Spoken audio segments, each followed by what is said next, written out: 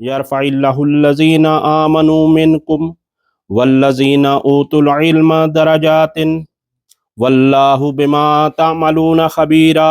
सलावत अल्लाहुम्मा सल्लि अला मुहम्मद व आले मुहम्मद। खुदावंद मुतआल से दुआ गो हूँ परवरदिगार आलम क़िबला मौलाना ग़ुलाम अब्बास आलल्लाह मकामहू के दरजात को बुलंद फरमाए।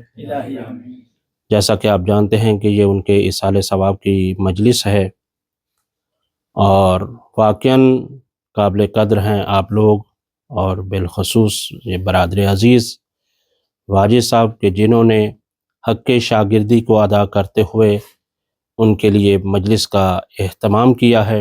अल्लाह ताला रफ़ी करता है, बुलंद करता है जो तुम में से ईमान लाते हैं। यहाँ पर आप देखेंगे कि दो हैसियतें हैं किसी इंसान की। एक वो है कि जो फ़कत ईमान लाए, ठीक है, सबसे पहले वो है, अल्लाह ताला ने उनको बुलंद किया है। और उसके बाद फिर फरमाया वल्लज़ीना ऊतुल इल्मा, और जो वो लोग के जिनको इल्म दिया गया है, दराजातिन, उनके लिए दराजात है। अब यहाँ पर दो चीज़ों को अलग अलग करके परवरदिगार आलम जिक्र कर रहा है। यानी जो ईमान लाए हैं, मोमिनीन हैं, उनके लिए फ़कत और फ़कत हैसियत यह है कि उनको रफ़ी किया गया है, लेकिन जिनको उनके साथ साथ इल्म भी अता किया गया है उनके लिए दर्जा नहीं है, दराजात हैं। अल्लाह अकबर, तवज्जो कर ली। यानी बहुत अजीम बयान है यहाँ पर परवरदिगार आलम का कि अल्लाह ताला फरमा रहा है कि उनके लिए दर्जा नहीं, दराजातिन, उनके लिए दराजात है।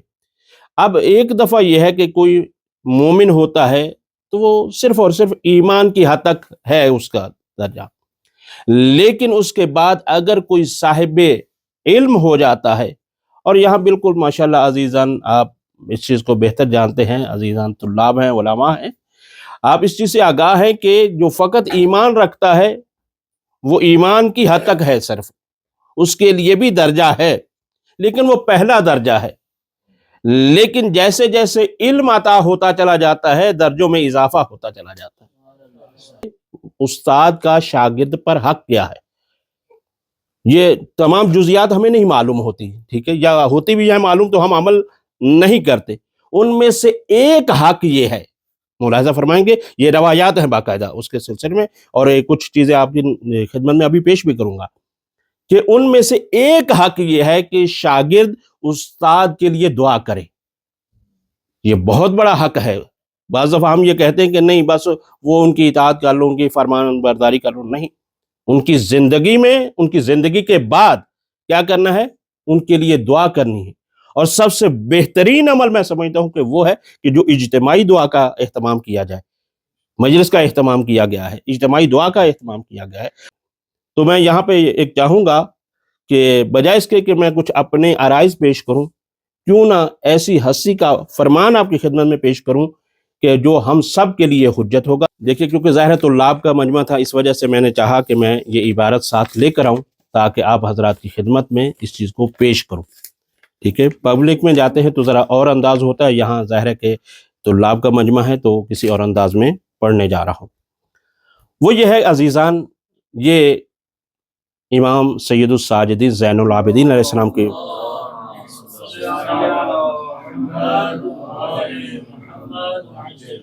हदीस मुबारका है, और जो किताब आजकल जिस तरह से मारूफ़ है कि रिसालतुल हुकूक के नाम से एक किताब है, बहुत मशहूर व मारूफ़ है, जिसके अंदर इमाम ने हुकूक को बयान किया है। मसलन आँख का हक़ क्या है मुझ पर, हाथ का क्या हक़ है, बाकी इसी तरह से मुफस्सल है रिवायत। लेकिन क्योंकि मुझे सफ़र करना है उस्ताद के एहतराम और उनके हुकूक पर, तो बहुत अजीम है मकाम जिसको इमाम ने बयान किया है, और आखिरी तो नतीजा बहुत ही खूबसूरत है। यानी कलामुल इमाम इमामुल कलाम होता है, और फिर सैयदुस साजिदीन जो बयान कर दें, जो लिसानुल्लाह हैं वो बयान कर दें, तो क्या ही कहने होंगे। तो बहुत अजीम फरमान है। जब मैंने अभी हवाला दे दिया कि आपके सामने कि रिसालतुल हुकूक के अंदर मुख्तलिफ हुकूक बयान करते करते यहाँ पर इमाम पहुँचे, और इमाम ने फरमाया व अम्मा हक़्क़ुस साइस لک بالعلم، فرمایا کہ علم حاصل کرنے والا جو بھی تمہارے لیے سائنس یعنی تعلیم دینے والا ہے، اس کے لیے کیا ہے؟ فالتعظیم لہ، سب سے پہلا استاد کا حق یہ ہے کہ اس کی تعظیم کی جائے۔ توجہ کر رہے ہیں؟ سب سے پہلا ہم یہ ہے کہ بس استاد سے سرسری گزر جاتے ہیں، آگا کم رنگی ہو گئی ہے، اس وجہ سے میں نے کوشش کی ہے کہ اس چیز کو بیان کیا جائے۔ وہ یہ ہے کہ تعظیم ہمارے ہاں اتنا مسئلہ نہیں سمجھتے کہ بس بے تکلف استاد سے ہو جاتے ہیں، اور بعض دفعہ تو یہ ہے کہ استاد آئے بھی تو ان کے احترام کے لیے ہم کھڑے بھی نہیں ہوتے، اور باقی بہت ساری چیزیں ہوتی ہیں کہ جو ہم اس چیز کا خیال نہیں کرتے۔ امام فرما رہے ہیں اور نتیجہ بہت خوبصورت دیا ہے، فَتَعْظِيمُ لَهُ، سب سے پہلے یہ ہے کہ ان کی تعظیم کرنا شاگرد پر واجب ہے، وَتَوْقِيرُ لِمَجْلِسِهِ، اور باوقار ہو کر رہنا ہے ان کی مجلس میں، یعنی جب آپ ان کے سامنے بیٹھے ہیں تو باادب ہو کر، مؤدب ہو کر بیٹھا جائے استاد کے سامنے، یعنی یہ بہت عظیم اسی طرح سے۔ اور کیونکہ ماشاءاللہ بہت اچھے چیزوں کو بیان کیا ہے، اب یہاں پر یہ ہے کہ سب سے پہلے تو یہ ہے کہ تعظیم کرنا ہے، دوسرے نمبر پر کیا آ گیا کہ جب اس کے آپ محفل میں ہیں تو کیا کرنا ہے؟ آپ نے ان کی توقیر کرنی، اکرام کرنا ہے، وَحُسْنُ الْإِسْتِمَاعِ إِلَيْهِ، اور جب وہ گفتگو کر رہے ہوں، توجہ کریں گے عزیزان، ٹھیک ہے؟ بات گراں تو نہیں گزر رہی؟ ہاں، سلامت رہیں، آپ جیسے عظیم سامعین موجود ہوں تو یہ کلام اللہم صلی علی محمد وآل محمد، فرمایا وحسن استماع الیہ، کہ جب وہ گفتگو کر رہے ہوں تو توجہ سے پوری، یعنی حسن سماعت کے ساتھ یہ کہ آپ اس کو توجہ سے سنیں کہ وہ کیا کہہ رہے ہیں۔ بعض دفعہ یہاں پہ ذرا تھوڑی سی توجہ کریں گے، یہ بعض دفعہ جملہ سخت ہوتا ہے، ہم بھی کلاسز وغیرہ جو پڑھاتے ہیں بارہ اس میں مصروف ہوتے ہیں، تو یہاں پر ایک نقطہ ہے خاص، اسی نقطے کو سب جگہوں پر، یہ میرے لیے نہیں، یہ سب کے لیے اور ہمیں بھی اپنے اساتذہ کے لیے یہ ضروری ہے، وہ یہ ہے کہ جب وہ بات کر رہے ہوں تو توجہ سے سنا جائے۔ لیکن ہوتا کیا ہے، آپ جانتے ہیں ہمارے ہاں عام طور پر کلاسیں استاد درس دے رہا ہوتا ہے، ہم موبائل میں لگے ہوتے ہیں، دیکھ رہے ہیں ذرا، ہم اپنی مصروفیت میں لگے ہوتے ہیں۔ ہوتا کیا ہے، استاد بات کر رہے ہیں، دو آپس میں شاگرد آپس میں باتوں میں لگ جاتے ہیں، یعنی کیا ہے؟ یہ احترام استاد نہیں ہے۔ احترام استاد کیا ہے کہ جب بھی وہ بات کرے، دیکھیں مطلق لفظ ہے، جب بھی کا مطلب معنی کا یہ ہے، جب بھی وہ بات کرے تو آپ توجہ سے اسے سنیں، وَالْإِقْبَالُ عَلَيْهِ، اور پھر اسے قبول بھی کر لیں۔ توجہ فرما رہے، سن تو لیا لیکن اس کے بعد قبول نہیں کرتے، نہیں یہ تو ان کی اپنی بات ہے، میرا اپنا نظریہ ہے، ان کا اپنا نظریہ ہے، یہ عام اصطلاح چلتی ہے، بھی وہ بھی شیعہ ہے، وہ بھی مومن ہے، ہاں کوئی آپ اپنے مذہب مسلک سے آؤٹ ہو گئے تو وہ ایک الگ بات ہے، لیکن وہ آپ کے استاد بھی ہیں، آپ سے پڑھے لکھے بھی ہیں، تو صرف سن لینا کافی نہیں ہے، اگر یوں توجہ رہے، یہ ساری چیزیں تذکرات خود میرے لیے بھی ہیں، ہم سب کے لیے ہیں، کہ امام فرما رہے ہیں کہ اسے قبول بھی کرنا چاہیے، اور بہت زیادہ۔ اس کے بعد کیا ہے؟ وَلَا تَرْفَعْ عَلَيْهِ صَوْتَكَ، یہ اگر میں نے جب پڑھا تو یقیناً میں تو ہل گیا ہوں، سچی بات، وہ یہ ہے کہ اپنی آواز کو استاد کی آواز سے بلند مت کرو۔ اگر تھوڑا سا سیریس ہوئیے گا، توجہ کیجیے گا، مجھے بہت بڑا یہ جملہ لگا ہے کہ اپنی آواز کو استاد کی آواز سے بلند مت کرو کا مطلب کیا ہے؟ یعنی استاد کو کس مقام پر لے جا رہے ہیں، توجہ کر رہے ہیں سبھی عزیزان، کس مقام پر لے گئے ہیں؟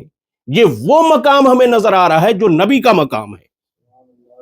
قرآن کے اندر لا ترفعوا اصواتکم فوق صوت النبی، اللہ کہہ رہا ہے کہ اپنی آواز کو نبی کی آواز سے بلند مت کرو، تو جو وہ مقام جو اللہ نے نبی کے لیے رکھا ہے، امام فرما رہے ہیں استاد کا بھی تقریباً وہی مقام ہے۔ دیکھ رہے ہیں، گہرائی میں ذرا جائیں، ٹھیک ہے، کہ آپ اپنی آواز کو کیا ہے کہ استاد کی آواز سے بلند نہ کریں۔ اور پھر اس کے بعد ذرا تھوڑا سے جملے لمبے ہیں، وَلَا تَجِيبَ أَحَدٌ يَسْأَلُهُ عَنْ شَيْءٍ حَتَّى يَكُونَ هُوَ الَّذِي يُجِيبُ، یہ ہے کہ اس کے بعد یہ ہے کہ تم جواب نہ دو، ٹھیک ہے، جب کوئی آ کر ان سے سوال کرے، ذرا دیکھ رہے ہیں کوئی بھی آ کر استاد کے پاس آپ بیٹھے ہوئے سارے، کوئی آئے صاحب، انہوں نے آ کر سوال کیا، چاہے وہ شاگردان میں سے یا کوئی اور مومن تھا، انہوں نے سوال کیا، ہوتا کیا ہے ابھی استاد نے جواب نہیں دیا، ہم نے جواب دینا شروع کر دیا، بھی اس کا یہ مطلب ہے، یہ ہے، اس کا یہ جواب ہے، ہم اپنی طرف سے کیا ہے یہ جواب دینا شروع کر دیں۔ لیکن امام فرما رہے ہیں لا تجیب احدن، کسی ایک کو بھی جواب نہ دو، یسألہ، جو سوال کر رہا ہو، ان شین، کسی شے کے بارے میں، حتی یکون هو الذی یجیب، یہاں تک کہ خود استاد جواب دے۔ جب ان کا جواب مکمل ہو جائے، وضاحت میں یہ کہہ رہا ہوں کہ جب جواب مکمل ہو جائے، پھر اگر کہیں پر آپ ضرورت محسوس کریں تو پھر مثلا ممکن ہے کہ کہا جا سکتا ہے، لیکن ایسا نہیں ہے کہ استاد نے ابھی کچھ لب کشائی کی نہیں اور ہمارا جوابات شروع، یہ بھی بے احترامی میں شمار ہوتا ہے۔ ٹھیک ہے، امام نے بہت عظیم ہے، دیکھیں بعض چیزوں کے حقوق، ایک دو چیزیں تھی تو امام نے وہی بیان کی، لیکن دیکھیں استاد کا جب احترام آیا تو کتنی لمبی روایت ہو رہی ہے صرف اسی چیز کو بیان کرتے ہوئے۔ اور پھر اس کے بعد فرمایا ولا تحدث فی مجلس احدن، پھر یہ ہے کہ اعین توجہ رہے کہ جب آپ استاد کی مجلس میں ہوتے ہیں، محفل میں ہوتے ہیں، تو جیسے میں نے ابھی کہا کہ موبائل والی بات ہے یا کسی، اس میں یہ ہے کہ آپ اس وقت کسی سے بھی بات نہ کریں۔ ٹھیک ہے، جو ابھی میں نے عرض کیا ہے کہ مشغول بھی ہو جاتے ہیں، یا اسی طرح سے یہ ہے کہ آپ کیا کریں گے کہ جب ان کی مجلس میں ہیں، ان کی محفل میں ہیں، تو آپ ایک دوسرے سے باتوں میں نہ لگ جائیں، ایک دوسرے سے بات کرنے میں نہ لگ جائیں۔ اور پھر اس کے بعد اعین صرف اتنا نہیں، یہ ہمارے لیے تو بہت عظیم ہے، وَلَا تَغْتَابَ عِنْدَهُ أَحَدًا، توجہ عزیزان، یہ کمیاں ہم میں پائی جاتی ہیں۔ کیا امام کی آنکھ اس وقت دیکھ رہی تھی کہ یہ آنے والے وقت میں کیا ہونے والا؟ فرمایا کہ ان کے سامنے غیبت نہیں کریں، کسی کی بھی، جب استاد ہے تو استاد کے سامنے یہ نہ کہیں فلاں ایسا ہے، فلاں ایسا ہے، کسی کی بھی غیبت نہ کریں۔ وَلَا تَغْتَابَ عِنْدَهُ أَحَدًا، کسی ایک کی بھی غیبت نہ کریں۔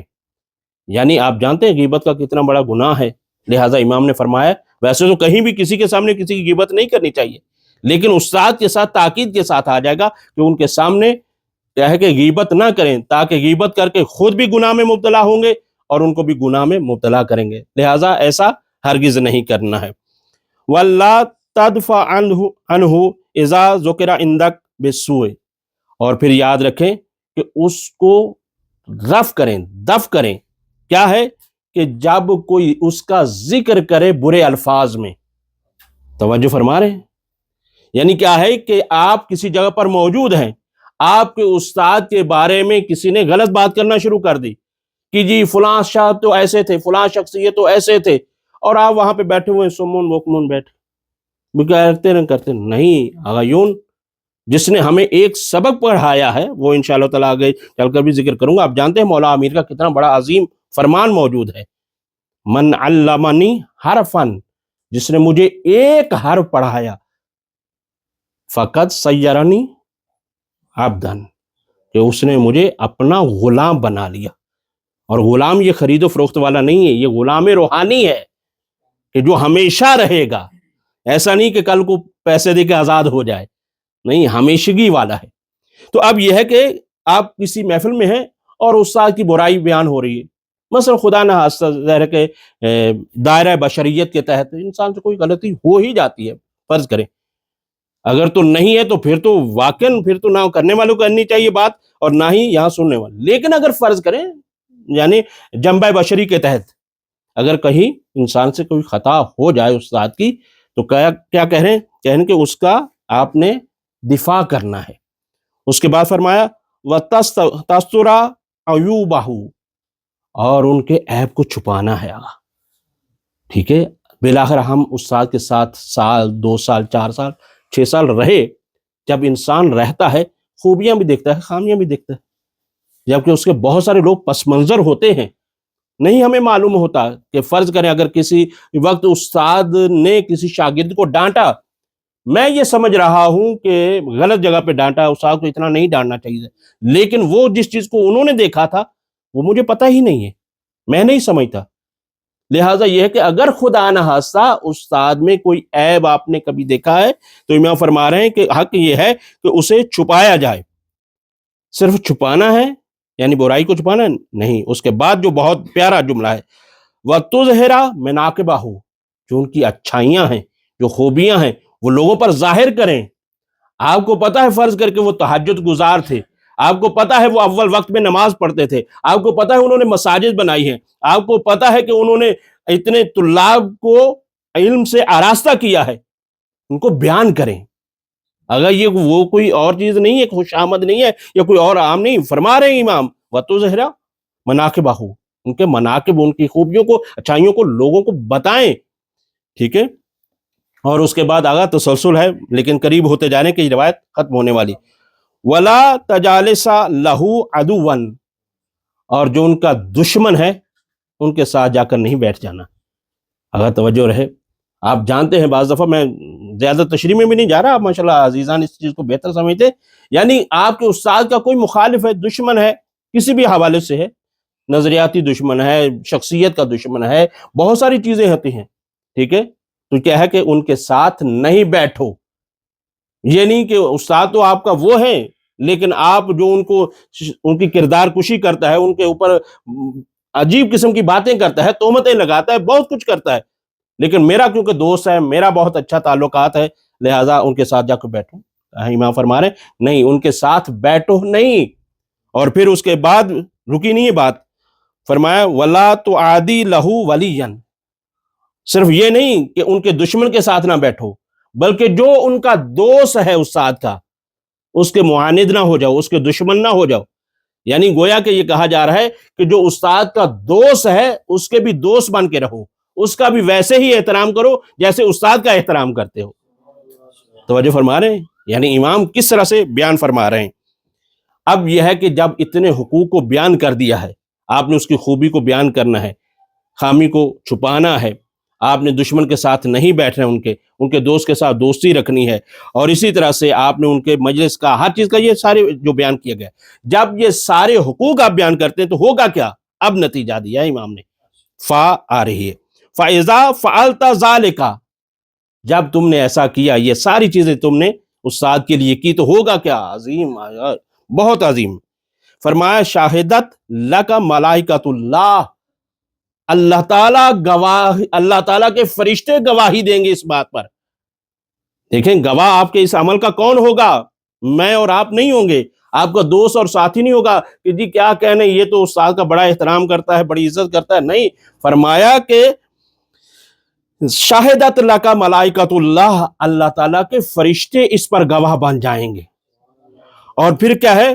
بِأَنَّكَ قَصَدْتَهُ، آپ نے قصد قربت اللہ کی خاطر، یہ جو علم سیکھا تھا نا، اب یہاں سے واضح ہو رہا ہے کہ آپ نے یہ علم کس لیے سیکھا تھا. اگر تو آپ نے یہ سب کچھ کیا ہے تو آپ نے قصد قربت کے ذریعے سے کیا ہے کہ آپ نے علم کو سیکھا ہے. وَتَعَمَلْتَ عِلْمَهُ، اور آپ نے اس علم پر عمل کیا ہے، جو آپ کو علم دیا گیا آپ نے یہ عمل کیا ہے. اس چیز پر کیا ہے کہ اللہ تعالیٰ کے فرشتے گواہی دیں گے. ٹھیک ہے. لا للناس، یہ انسانوں کے لیے نہیں. یعنی نتیجہ کیا ہوگا؟ نتیجہ یہ ہے کہ جو شخص علم حاصل کر رہا ہے، مجھے کیسے پتا چلے، آپ یوں چلیں ایک پیمانہ لے لیتے ہیں، مجھے کیسے پتا چلے کہ میں نے یہ علم اللہ کی خاطر حاصل کیا ہے یا کہ بندوں کی خاطر؟ یعنی لوگوں میں جاؤں، لوگ میری واہ واہ کریں اور میری تعریف کریں. کہا کہ اگر تو یہ استاد کے لیے کام کر رہا ہے، احترام استاد کر رہا ہے، تو اس کا مطلب یہ کیا ہوا؟ اس کا مطلب یہ ہوا کہ اس نے قربتاً الی اللہ علم حاصل کیا ہے اور اس پر عمل کیا ہے کہ جس کو اس نے سیکھا تھا. اگر ایسا کر رہا ہے تو پھر اس کا نتیجہ یہ ہے، اور اس کے گواہ کیا ہے؟ فرشتے بن جاتے ہیں. عزیزان، یہی ہے کہ ہمارے ہاں بعض دفعہ کمیاں ہو جاتی ہیں، کوتاہیاں ہو جاتی ہیں کہ ہم کیا کرتے ہیں کہ ہم اس میں سستی کر جاتے ہیں کہ استاد ہے، اور بعض دفعہ تو ہم کہہ دیتے ہیں جی بے تکلف ہے، ہمارا بے تکلف ہے، یا ان کے سادگی اپنی جگہ پر، وہ سادہ زندگی گزار رہے ہیں. اگر مثلا فرض کریں کہ بڑے پروٹوکول کے ساتھ آئیں، 2 گاڑی ادھر کھڑے ہوں، 2 گاڑی ادھر کھڑے ہوں، اور پھر جائیں ہم بڑے ہاتھ چوم کر کہیں گے ہمارے استاد محترم آئے ہیں.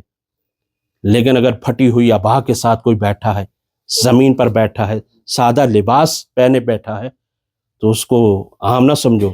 اگر ولی کو دور نہ ڈھونڈو، یہی ولی ہے. جس نے آپ کو اندھیرے کی تاریکیوں سے نکال کر اجالا کر دیا. اور استاد کا مقام کوئی عام مقام نہیں ہوتا عزیزان، یہ وہ ہستی ہوتی ہے جو انسانیت کے گلستان کا باغباں ہوتا ہے. اللہ اکبر، اللہ اکبر. انسانیت کے گلستان کا باغباں ہوتا ہے، اس کی آبیاری کر رہا ہوتا ہے، انسانیت ساز ہوتا ہے، انسانیت بنا رہا ہوتا ہے. یہ روحانیت کا یہ سفر طے کرتا ہے. اسی لیے کہا گیا کہ باپ سے بھی زیادہ احترام کس کا ہے؟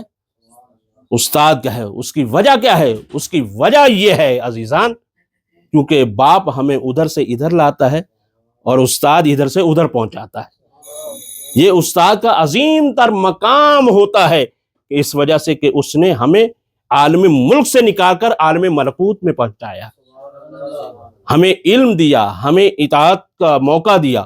اور پھر اسی طرح سے یہ ہے، اگر اس کا سب، آپ بات کو توجہ کریں گے، اگر اس کے لیے کوئی آئیڈیل دیکھنا چاہتے ہیں، توجہ بہت دیکھیں، آئیڈیل بھی تو ہونا چاہیے نا ہمارے لیے. ہم بہت اس چیز کے محتاج ہو گئے کہ نہیں ہمارے پاس کوئی آئیڈیل ہو، کوئی نمونہ ہو، تو پھر ہمیں پتہ چلتا ہے کہ جی ہمارے لیے تو اب ایسے ہمیں بھی کرنا چاہیے. تو آغا سیرت آپ کے سامنے ہے. سیرت یہ ہے کہ یہی کہ پیغمبر اور علی علیہ السلام، آپ نے دیکھا کہ یہ تعلق کون سا ہے؟ استاد شاگردی کا تعلق ہے. ٹھیک ہے. اور پھر خود فرماتے ہیں امیر المومنین انا عبد من عبید محمد، کہ میں رسول کے غلاموں میں سے ایک غلام ہوں. بار لفظ ادنا کا اضافہ ہمارے لوگ اضافی کر جاتے ہیں، وہ ادنا کا لفظ نہیں ہے. ٹھیک ہے. یہ ہے کہ بلکہ یوں کہا جائے کہ رسول کے غلاموں میں سے اعلیٰ ترین غلام میں ہوں. اگر کرنا بھی ہے تو اعلیٰ ترین کا رتبہ دیں، ادنا ترین کا نہیں ہے، جبکہ وہ روایت میں ہے بھی نہیں جملہ. تو بہرحال یہ ہے کہ مولا نے کیا فرمایا؟ انا عبد من عبید محمد، میں رسول کے غلاموں میں سے غلام ہوں. کہ علی علیہ السلام شاگرد کس کے؟ پیغمبر کے. جب یہ بات واضح اور روشن ہے تو پھر احترام استاد یہ ہے کہ اگر استاد نے یہ کہہ دیا کہ یا علی مجھے آج یہاں سے جانا ہے اور آپ کو میرے بستر پہ سو جانا ہے، توجہ فرما لیں، یعنی کیا ہے؟ مقام استاد ذہن میں رہے. اب یہ ہے کہ استاد نے کہا کہ مجھے یہاں سے جانا ہے اور آپ کو اس بستر پر سونا ہے. کیا ہم میں اتنی ہمت اور حوصلہ ہے کہ ہمارا استاد ہمیں یہ کہے؟ بلکہ ہم سے اگر آ جائے تو گاڑی مانگ لے تو ہم تو اپنی گاڑی نہیں دیتے بھائی. ہم اپنے بہت ساری چیزیں ہیں جو ہم ان کو وہ کرتے نہیں. کتنے اساتذہ ہیں جن سے ہم لوگ پڑھ کر آتے ہیں، جب حوضے میں آتے ہیں تو ہم توجہ ہی نہیں دیتے بھائی. بہت زیادہ ہو گیا، کبھی حرم میں ملاقات ہوگی، قبلہ استاد محترم کیا حال ہے، یہ وہ نہیں. آگا دیکھیں سیرت میں ہم وہ جو نعرہ حیدری لگاتے ہیں اس کو ذرا اس سیرت کے زاویے سے بھی ذرا دیکھیں کہ استاد نے اپنے شاگرد کو کہہ دیا. یعنی اس زاویے سے آپ دیکھیں، گویا کہ جب استاد نے اپنے شاگرد کو کہہ دیا تو شاگرد نے پلٹ کر یہ نہیں کہا کہ آپ چلے جائیں میں سو جاؤں گا لیکن کیا میں بچ جاؤں گا؟ اللہ اکبر. یہ اپنے بارے میں سوال ہی نہیں کیا. یہ شاگردی کا اعلیٰ ترین درجہ ہے. یہ احترام استاد ہے کہ اپنی جان کی فکر نہیں ہے، استاد کی جان کی فکر ہے کہ استاد کی جان بچ جائے. اور پھر اس استاد نے بھی جس طرح سے فرمایا اور مقام بتایا تو رہتی دنیا تک یہ قائم و دائم رہے گا. کسی اور کے بارے میں نہیں فرمایا استاد نے. پھر استاد نے بھی شاگرد کا وہ مقام دنیا والوں کو بتایا، فرمایا انا مدینۃ العلم والی بابھا، میں شہر علم ہوں اور علی اس کے دروازہ ہے. انا دار الحکمہ والی بابھا، میں ایوان حکمت ہوں اور علی اس کے دروازہ ہے. یعنی آپ دیکھ رہے ہیں کہ استاد شاگرد کا کیسا پھر تعلق ہوتا ہے. یعنی یہ ہے کہ اگر شاگرد، استاد کی بات نہیں کر، اگر شاگرد باوفا استاد کا ہو جائے تو پھر استاد بھی کس طرح سے نواز دیتا ہے. اب یہی ہے کہ عزیزان یہ ہمارے سامنے سیرت کے انتہائی پہلو موجود ہے. لہٰذا یہ ہے کیونکہ ایک استاد کی مجلس ہے ایصال ثواب کی، لہٰذا ہمیں یہ چاہیے کہ جو زندہ اساتذہ ہمارے موجود ہیں ان کا بھی احترام کریں، اور جو اس دنیا سے جا چکے ہیں چاہے وہ استاد ہمارے بالواسطہ ہیں یا ڈائریکٹ ہیں، بلا واسطہ ہیں، سب کا ہمیں احترام بھی کریں اور ان کے لیے دعائے مغفرت بھی کریں. اور یہ بہترین موقع ہے کہ ہم ان کی مجلس کا انعقاد کریں، فاتحہ کا اہتمام کریں، اور جب بھی ان کا نام آ جائے، جب ان کا نام آ جائے استاد کا، ابھی جیسے کہ ان کی سیرت میں نے خود بھی پڑھا، غلام عباس صاحب کی سیرت میں یہ ملتا ہے کہ جب ان کے استاد کا نام آتا تھا آنکھوں سے آنسو جاری ہو جاتے تھے۔ اللہ اکبر، کیا انس تھا، با ادب با مراد، بے ادب بے مراد۔ اگر یہ سلسلہ الہی ہے، یہ دنیا کا یہ نہیں ہے کہ ہم جیسے بس عام طور پر نہیں، یہ سلسلہ الہی ہے۔ آپ جتنے مؤدب ہوتے چلے جائیں گے اتنا ہی آپ کے لیے علم کے دروازے کھلتے چلے جائیں گے۔